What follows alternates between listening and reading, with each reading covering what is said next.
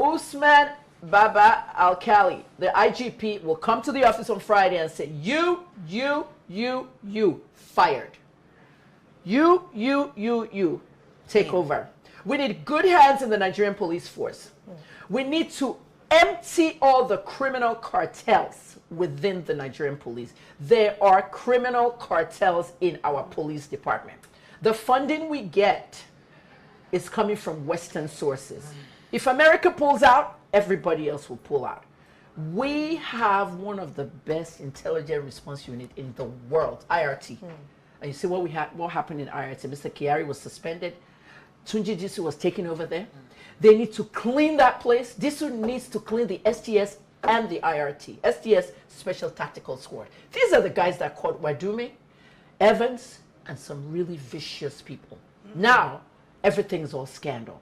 In that STS and IRT alone, there is a criminal cartel. I'm saying it on national TV because I'm angry. The parents, okay, one big, very respectable Igbo family went to Kaduna to create a school over there, Greenfield. The niece of the chancellor, the owner, was shot and killed out of the 6 students that were killed in that one. Okay, the porous borders around the school. Some of the parts of the school doesn't have wires and everything. The bandits know what they're doing. It used to be Chibok and Dapchi, right? Public schools. Now it's private schools and religious schools. Money. Money, money, money. If you're sending your child to Greenfield, you have money. If you're sending your child to religious school, there's money. So it's a business now. And for the parents to have to negotiate. Look at what happened now. I have one here, Islamic school in Tegina, Niger State. Do you know how close Tegina is to Abuja, Niger State? It's behind those rocks. 4 of the children have died in captivity. Last Wednesday, 136 children taken, a religious school.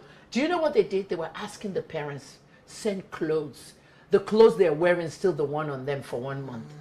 What's next? They're going to be asking for provisions? They actually provisions? Yes. They did at some point. Really? That they wanted food, that they didn't have enough food to feed the children with. You know, I heard that on the news. I'm enjoying your submission, Dr. Kemi. Yes. And I'm wondering that these challenges that we have in the police, it's not new. We had a recent change of guard. Even in the military. Would you say all this shuffling they've made, has it made any difference? No difference, because even the people on top know what's going on. I'm going to repeat it once again.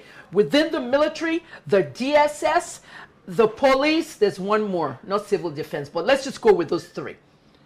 Police, military, and DSS. There is a ring, a criminal cartel. 5 years I worked with Toronto Police in Canada as a volunteer. Let me say something to you. For all the work I did against gun violence in Canada, Constable Scott Mills said on the newspapers, Kemi did a whole lot of work and helping us solve a lot of crimes. August 24th, 2012. Okay? I antagonized gun laws. I fought the Prime Minister. I even abused him, and he said they must not renew my visa. August 24th, 2012, they deported me from Canada. 9 years today. And what the police said in all the newspapers is what shocked me. Upon all that, there were 1 or 2 police officers who never liked me. They told me, they said, some people didn't like you working with us because you were a black woman. If it was a white woman getting all the guns off the street, it would be different. There's always one bad cop, but it doesn't mean that we have to hate all the cops. Sure. Nothing is changing. They know who the people are.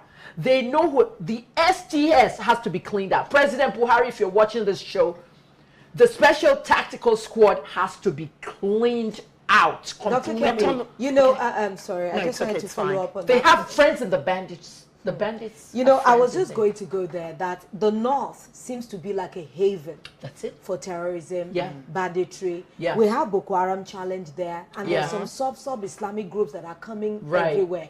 Don't you think that this is a scary like trend? Because what do we do if something happens and they overpower our security people? A very good point you made there. The northern perimeter of the country. It is well organized. They know themselves. As much as we have all this hush puppy stuff going on, I think it was a big mistake to suspend Kyari. Well, it's the normal thing to do. Okay, SIP, Special Investigative Panel, and all that. Kyari has information that can help with this kidnapping circle.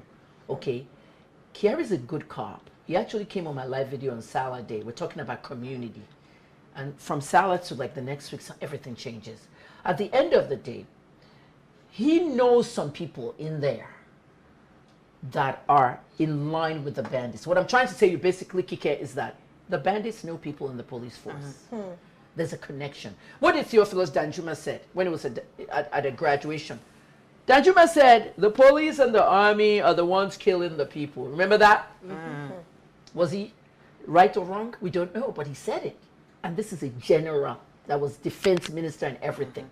So what we're trying to do, what you said about, you know, it happening in the north and all that. We used to think, oh, NIMBY. America has something they call NIMBY, not in my backyard, the NIMBY syndrome. We used to be like, not in my backyard, or I'm in the southwest, blah, blah, blah. Okay, until Greenfield, when all these Yorubas, Igbos, everybody started going up there, they were killing their children up there. Now it's in everybody's backyard. And I still say that they must get good hands. Toronto police trains police from all over the world. When I was there, I used to see them come from Holland and everything. Let them come in. President Buhari should hire Toronto police to come and train our police elite squads. Our elite squads are good. The special tactical squad, the intelligence response units, everybody is good, but they need to take out the bad ones out and fire them. At this point, there's so many questions left unanswered. Yes. So my worry now is these state governors collect security votes. Yes. All of the time. Gonna tell it, so question now is, what do they do with the security votes?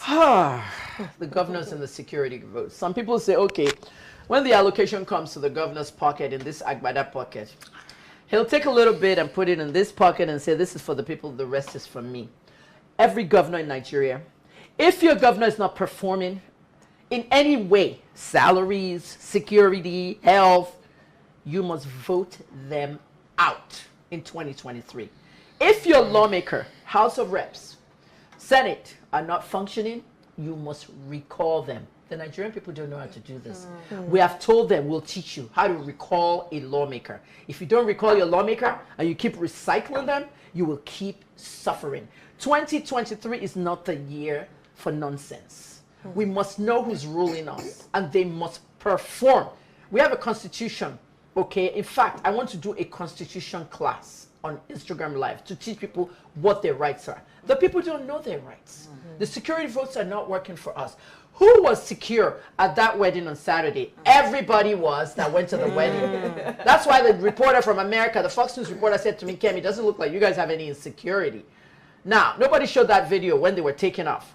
Every private jet was going like this, going to the air, one by one by one by one. Not a problem. No air disasters, nothing. That is what we want for the people. Section 14 of the Constitution. Dr. Kemi,